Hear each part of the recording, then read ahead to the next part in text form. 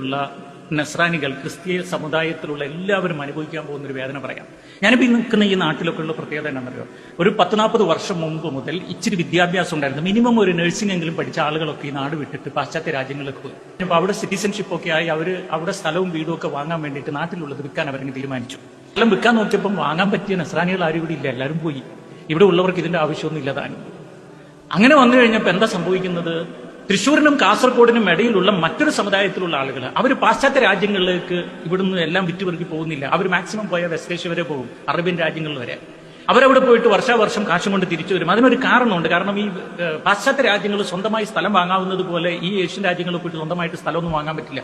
അവിടെ ഒക്കെ ഈ കാക്കക്കൂട്ടിൽ കുയിലും മുട്ടിടുന്ന പോലെ അവിടെ പോയി താമസിക്കാൻ കഴിയുമ്പോൾ തിരിച്ചു പോരാനേ പറ്റുള്ളൂ. അതുകൊണ്ട് ഒരേ കുടുംബത്തിൽ തന്നെ 5, 8, 10 മക്കളൊക്കെ ഉള്ളതുകൊണ്ട് 2, 3, 4 ഭാര്യമാരൊക്കെ ഉള്ളതുകൊണ്ട് ഇവർക്ക് ഇനിയും സ്ഥലം ആവശ്യമാണ്, കയ്യിൽ കാശുണ്ട്. അപ്പോൾ ഇവിടെ വന്ന് മോഹ വില കൊടുക്കാൻ 8 ലക്ഷം രൂപയുടെ വീടിന് 16 ലക്ഷം കൊടുക്കാൻ ഇവർ തയ്യാറാണ്. ഇത് കേരള സഭ വളരെ ഗൗരവത്തോടെ കാണേണ്ടതാണ്. അത് കത്തോലിക്ക സഭ മാത്രമല്ല, ഞാൻ പറയുന്ന സിറോ മലബാർ, മലങ്കര, ലാറ്റിൻ പിതാക്കന്മാർ മാത്രമല്ല, ഇവിടെയുള്ള Orthodox, Jacobites, Marthomites, Presbyterian, Methodist, Baptist, Lutheranist, Calvinist, independent, AG എന്ന് വേണ്ട എല്ലാ സഭക്കാരും യുനാനിമസ്ലി മനസ്സിലാക്കേണ്ട ഒരു കാര്യമാണ്. ഈ ഇടവകയുടെ പരിസരത്ത് ഒരു 5-6 കിലോമീറ്റർ ചുറ്റും പറഞ്ഞ ആ ഒരു സമുദായക്കാരൻ ഒരാൾ പോലും ഇല്ലെന്ന് വിചാരിക്കും. പക്ഷെ നിങ്ങളിൽ ഒരാൾ വീട് വെക്കാൻ നോക്കി മോഹവില കിട്ടിയപ്പോൾ ആ ഒരു സമുദായക്കാരന് നിങ്ങൾ വീട് കൊടുത്താൽ ഈ സമുദായക്കാരനൊരു പ്രശ്നമുണ്ട്. എന്താ പ്രശ്നം എന്നറിയോ? അവന് വെള്ളിയാഴ്ച ഒരു സ്പെഷ്യൽ പ്രാർത്ഥനയുണ്ട്, കമ്മ്യൂണിറ്റി പ്രയർ. അത് ഒറ്റയ്ക്ക് പ്രാർത്ഥിക്കാൻ പറ്റില്ല, ഫാമിലിയായിട്ടല്ല. മിനിമം 40 മച്വർ ആണുങ്ങൾ വേണം ആ പ്രാർത്ഥനയ്ക്ക്. അതായത് ഞാൻ ഈ നാട്ടിൽ ഒറ്റപ്പെട്ട് വന്ന ആ സമുദായക്കാരനാണെങ്കിൽ എനിക്ക് അടുത്ത വെള്ളിയാഴ്ച പ്രാർത്ഥിക്കണമെങ്കിൽ 40 മച്വർ ആണുങ്ങളുള്ള ഒരു പള്ളിയിൽ ഞാൻ എത്തിപ്പെടണം. അടുത്ത എന്റെ ടാർഗറ്റ്. ഞാനിപ്പോൾ ആയിരിക്കുന്ന ഈ നാട്ടിൽ ഒരു 5-6 കിലോമീറ്റർ ചുറ്റളവിൽ ഒരു മുസ്ലിം പള്ളി വരണമെങ്കിൽ മിനിമം 40 കുടുംബങ്ങൾ വേണം. എൻ്റെ ഉള്ളിലുള്ള അടുത്ത ടാർഗറ്റ് എൻ്റെ ഏറ്റവും അടുത്ത ബന്ധുവിനെ, സ്വന്തക്കാരനെ, പരിചയക്കാരെ, ഇനി സമ്പത്തുള്ള മുസ്ലിമാണെങ്കിൽ പാവപ്പെട്ട ദരിദ്രരെയൊക്കെ ആ നാട്ടിൽ എവിടെയെങ്കിലും ഒക്കെ സ്ഥലം മേടിപ്പിച്ചും ബിസിനസ് നടത്തിച്ചും മിനിമം ഒരു 40 കുടുംബം അവിടെ ഉണ്ടാക്കിച്ചിരിക്കും. അതായത് ഒരുതരം കോളനൈസേഷൻ അല്ലെങ്കിൽ ഒരു കോളനി രൂപവൽക്കരിക്കുന്നത് മത ആചാരത്തിനനുസരിച്ചാണ്. നമ്മൾ നസ്രാനികൾ മാത്രം തിങ്ങി താമസിക്കുന്ന അല്ലെങ്കിൽ ഹൈന്ദവർ മാത്രം തിങ്ങി താമസിക്കുന്ന വളരെ ശാന്തമായ ഒരു സ്ഥലത്ത് ഏതെങ്കിലും ഒരു കുടുംബം സ്വാർത്ഥത കൊണ്ട് ഇങ്ങനെ സ്വത്ത് വിറ്റ് പോകുമ്പോൾ, ഇച്ചിരി മോഹവില കിട്ടി വിറ്റ് പോകുമ്പോൾ അത് പരിസരത്ത് തങ്ങുന്ന എല്ലാവർക്കും പിന്നീട് ദോഷമായി മാറാൻ സാധ്യതയുണ്ട് എന്ന ഒരു കാര്യം. ഇതൊരു വർഗീയതയൊന്നുമല്ല. എനിക്ക് ആ സമുദായക്കാരെ എല്ലാം ഇഷ്ടമാണ്. എന്തൊരു നല്ല സ്നേഹത്തിൻ്റെ വാക്കുകളല്ലേ. വല്ലാത്ത ഇഷ്ടമൊക്കെ തന്നെയാണ്. പക്ഷെ എന്നാലും വേണ്ടില്ല, അവരെക്കുറിച്ച് ഞാൻ വർഗീയത പറയും, അത് ഞാൻ നിർത്തൂല. അതിൻ്റെ സ്വഭാവം അല്ലേ.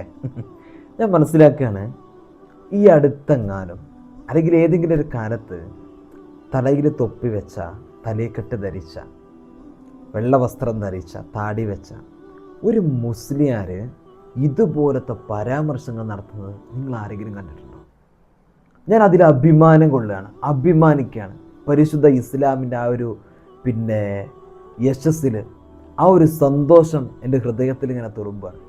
കാരണം ഈ അടുത്ത കാലത്തൊക്കെ ഈ ഒരു വിഭാഗത്തിൽപ്പെട്ട ക്രൈസ്തവ വിഭാഗത്തിൽപ്പെട്ട ആളുകളുടെ എത്ര വിദ്വേഷ പരാമർശങ്ങളുടെ പ്രസംഗങ്ങളാണ് നമ്മളൊക്കെ കേട്ടത്. പക്ഷേ ഏതെങ്കിലും ഒരു മുസ്ലിമിൻ്റെ ഇതുപോലത്തെ പ്രസംഗങ്ങൾ നമുക്ക് കേൾക്കാൻ കഴിയും?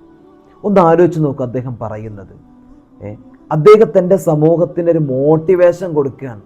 എന്താ കൊടുക്കുന്നത്? നിങ്ങളെ വീടും പറമ്പൊക്കെ വിറ്റ് നിങ്ങൾ പോകുമ്പോൾ അതൊക്കെ മുസ്ലിമീങ്ങളുടെ കയ്യിലാവുകയാണെന്ന്. മുസ്ലിമീങ്ങളുടെ കയ്യിലായാലോ ഇനി ഇവിടെ എവിടെയും ഒരു മുസ്ലിമിലൊക്കെ അവരുടെ വിഭാഗത്തിൽപ്പെട്ട ആളുകൾ അവിടേക്ക് ഒരു മുസ്ലിം എങ്ങാനും എത്തപ്പെട്ട ആ നിസ്കാരത്തിൽ പ്രത്യേക വെള്ളിയാഴ്ച പ്രാർത്ഥനയ്ക്ക് വേണ്ടി അവിടുത്തെ എല്ലാവരെയും കൂട്ടിപ്പിടിച്ച് മുസ്ലിം ആക്കുവാന് പിന്നെ അവിടെ ഞങ്ങളുടെ മതത്തിൽ ആരുമില്ലാന്ന്. പടച്ചോനെ, എന്തൊരവസ്ഥയാണല്ലേ. ഇങ്ങനെയൊക്കെ വിദ്വേഷ പരാമർശങ്ങൾ നടത്തുന്ന ഇന്നും ഈ കാലഘട്ടത്തിലും ചങ്ങായി ഇതൊക്കെ വേണോ? അതാ ചോദിക്കാനുള്ളത്. ഈ കാലഘട്ടത്തിലും മനുഷ്യരായി സ്നേഹത്തോടെ ഓരോ മതങ്ങളും തൻ്റെ മതത്തിൻ്റെ ഉള്ളറയിൽ നിന്ന് അവരുടേതായിട്ടുള്ള മതമൂല്യങ്ങളെ മനസ്സിലാക്കി മറ്റുള്ള മതസ്ഥരെയും മതങ്ങളെയും സ്നേഹിക്കാനും ബഹുമാനിക്കാനും പഠിക്കുന്ന ഈ ഒരു കാലഘട്ടത്തിൽ പോലും ഇങ്ങനെ വിദ്വേഷ പരാമർശങ്ങൾ നടത്താൻ നിങ്ങൾക്ക് നാണമില്ലേ? അതാ ഞങ്ങൾക്ക് ചോദിക്കാനുള്ളത്. നിങ്ങൾ പൊട്ടന്മാരാണോ? ഒന്ന് ആലോചിച്ച് നോക്കൂ. ഈ വിഭാഗം ഇവരൊക്കെ നടത്തുന്ന ഈ ഒരു അവസ്ഥ അല്ലേ. നമ്മുടെ സമൂഹത്തിൽ ഇന്നും സ്നേഹത്തോടെ സാഹോദര്യത്തോടെ ഓരോരുത്തരുടെയും മതവിഭാഗത്തിൽപ്പെട്ട ഓരോരുത്തരും അവരുടേതായിട്ടുള്ള പരിപാടികൾ വരുമ്പോൾ നമ്മുടെ മലപ്പുറം നിങ്ങളൊന്ന് ആലോചിച്ച് നോക്കൂ. അവരുടേതായിട്ടുള്ള എന്തെങ്കിലും ഒരു പ്രോഗ്രാം പരിപാടി വരുമ്പോൾ ഭക്ഷണമായിട്ടും മറ്റു സഹകരണങ്ങളായിട്ടും അപ്പുറം ഇപ്പുറമൊക്കെ കൊടുത്തിട്ടും സ്നേഹിച്ചിട്ടും സന്തോഷത്തോടെ ആ ഒരു കൈമാറുന്ന രീതിയൊക്കെ ഒന്ന് നോക്കൂ നിങ്ങൾ. അങ്ങനെ ജീവിക്കുന്ന നാട്ടിൽ വന്നിട്ടാണ് ഇതുപോലത്തെ പ്രശ്നങ്ങളും പരാമർശങ്ങളും ഉണ്ടാക്കുന്നത്. പടച്ച റബ്ബ് കാക്കട്ടെ അല്ലേ.